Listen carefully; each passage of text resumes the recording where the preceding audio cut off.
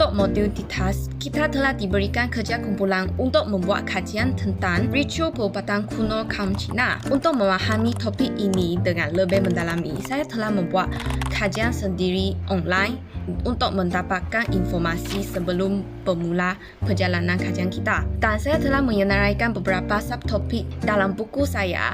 Dan seterusnya, saya akan membawa anda semua untuk merasai pelbagai jenis ritual perubatan kaum Cina.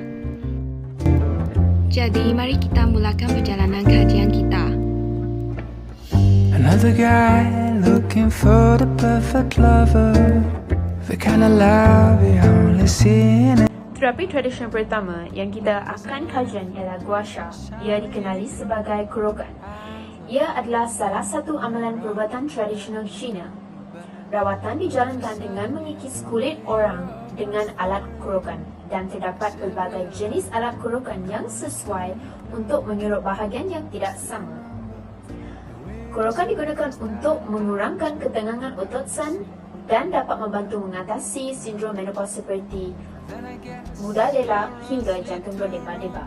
Kurokan juga efektif untuk mengatasi kecemasan seperti stroke haba.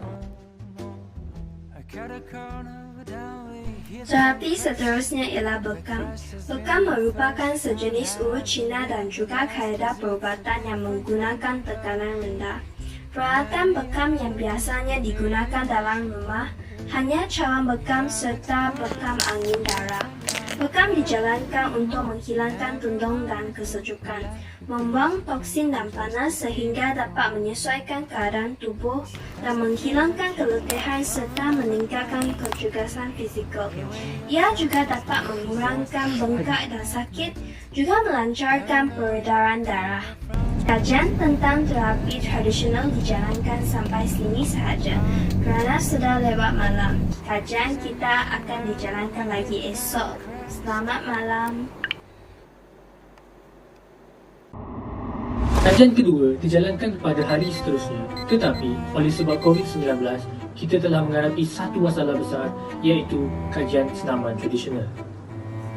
Tetapi Emily telah mendapatkan bantuan dari ahli kumpulan kita untuk mendapat idea dengan cara membuat kajian berkaitan dengan senaman tradisional, dan akhirnya kita mendapat satu video yang dirakam oleh ahli kumpulan tentang Qigong. Tanpa ragu-ragu, kita pun mulakan. Jadi, apakah Qigong? Qigong adalah amalan tradisional yang melibatkan kaedah mengumpul, mengedar dan mengusahakan ki atau tenaga di badan kita.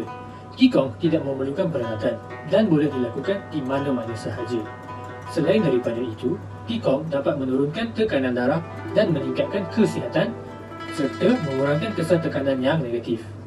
Qigong juga sesuai untuk orang dewasa yang lebih tua kerana ia dapat menurunkan risiko jatuh dan cedera pada masa yang sama juga dapat meningkatkan imuniti dan perlindungan. Jadi, secara kesimpulannya, Qigong bukan sahaja dapat menghasilkan fikiran yang tenang, ia juga amat menyihatkan tubuh badan kita. Seterusnya, kajian ketiga iaitu kajian tentang berbagai jenis herba Cina dijalankan. Pertama sekali ialah jujuk. Jujuk biasanya akan dimakan terus kerana ia mengandungi berbagai jenis nutrisi penting dalam diet kita. Jujuk juga biasanya direndam dalam air panas dan ia dipanggil air rebusan jujuk yang dapat melancarkan pengeluaran darah ketika bulan mengembang.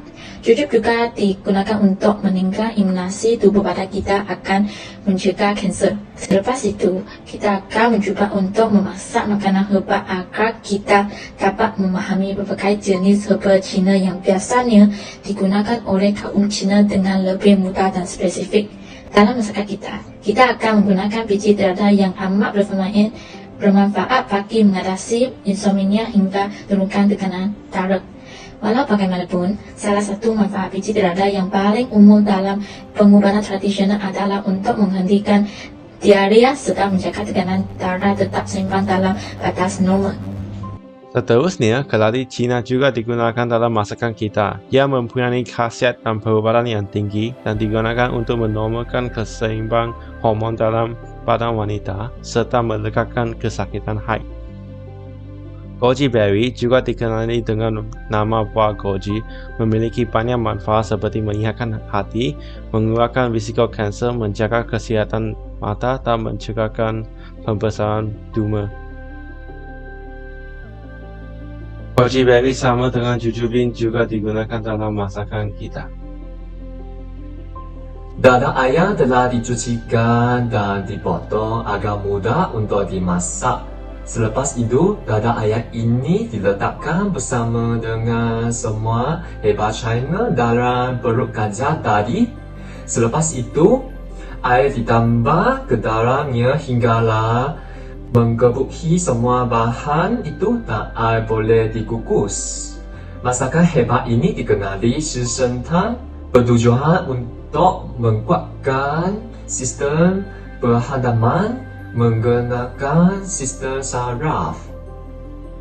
Sebelum kita dapat merasakan masakan herba kita telah menerima mesej daripada ketua kumpulan kita mengingati bahawa kita masih ada satu kajian terakhir yang perlu dijalankan, iaitu temu ramah dengan pensyarah perubatan Cina dari Xiamen University atas Zoom Meet. Temu ramah ini dijalankan dengan pensyarah Lim Jihong dalam bahasa Cina. 如果再让你选一次的话，回到当初，你还会选择去读中医吗？为什么？重庆有一句话是这样说的：生命呢是可悲的，因为它不能够重来；但是呢，生命是可喜的，它也不需要重来。生命是可悲的，是因为我们每次会想到如果，就好像我们现在所做的东西就好像不完美，我们想回去重新选择，那是可悲的，不可能的。人生不是科幻电影哦，上来想回去过去就回去过去，是吧？但是可喜的是，因为我们所走过的，我们都是要面对它的责任。所以这个问题对于任何人来讲，我觉得我答案都是一样的，就是都会选择同样东西，因为那就是我人生的一种成长。